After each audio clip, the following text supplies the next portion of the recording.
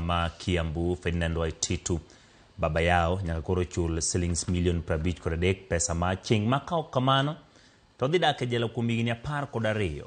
Waititu bende do kumobet e yiero moro amora e piny Kenya kuom higni 10 mabiro.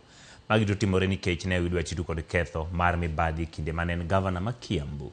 Cynthia Nyango miyo ler e burani mabende ne onywando min od Waititu Susan Wangari Ndung'u mabende otwe kuom higa achiel. Okinyi makawuono saa 4:30, gavana machon ma Kiambu Ferdinand Waititu ne ochopo e doho ma Milimani ka ikowe kod obila ka opingo rido lwete. Itoke ne nitiere min ode.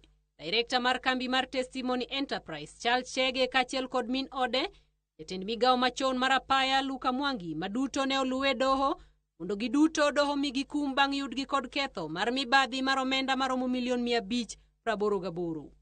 Bang' yudgi kod ketho moting'o bedo kod tudruok maching e lal kod omenda mag japiny, jang'ad bura Thomas Nzioki owacho ni kaluwore ni omenda ne olal, doho ok nyal ng'uono negi. This case is a typical example of a breach of public trust by the former governor and the chief officer, Department of Roads, Transport and Public Utilities. The offending acts of the accused person were deliberate, inexcusable, and undermines the tenets of good governance.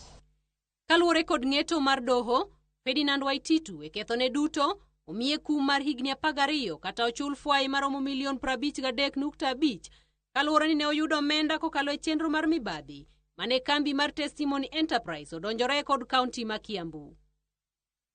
Charles Chege Mbudhia, ma en director mar kambi mar Testimony Enterprise, doho miyo kum mar higni 12 kata ochul fwai mar milion 295.5 kaluwore ni ne othedho bok mabandia mar yudo rak mar loso apaya mane gionge kod rang'iny kod lony mar loso.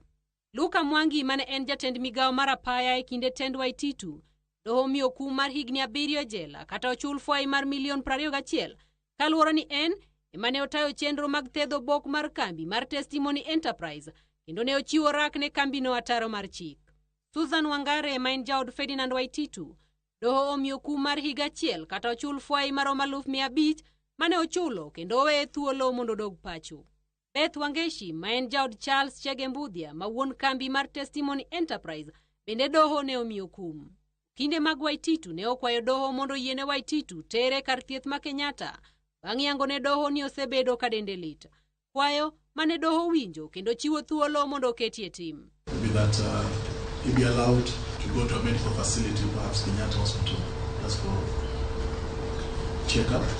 I will not delve into his sickness in open court and in the media. Yeah, this is not good. Yes.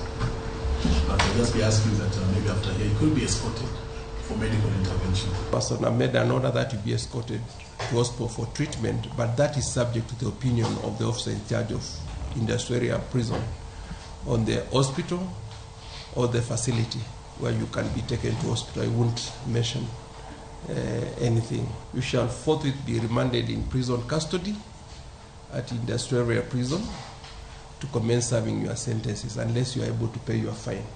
If you pay the fine, you get out or you get out from the High Court. At close of business today or tomorrow, we shall be in High Court to seek those reliefs. Waititu, Luka kachiel kod Chege idhi lornegi e jela ma Industrial Area. To kata kamano, ka okalo kuom kinde maggi, giwacho ni gibiro chopo ywak makende ne doho mamalo mondo dogo winj kwayo margi ewi kum ma omigi kod doho. E ng'eto mar doho ma oywayo fwai mahingo milion 370, doho wacho ni ma en mar liro it jotelo mahinyo tiyo kod apisegi e nyodho omenda mar jopiny, kido matamogi yudo chenro makare ma en ratiro margi kaka katiba olero. Cynthia Nyango, Ramogi TV, e doho ma Milimani.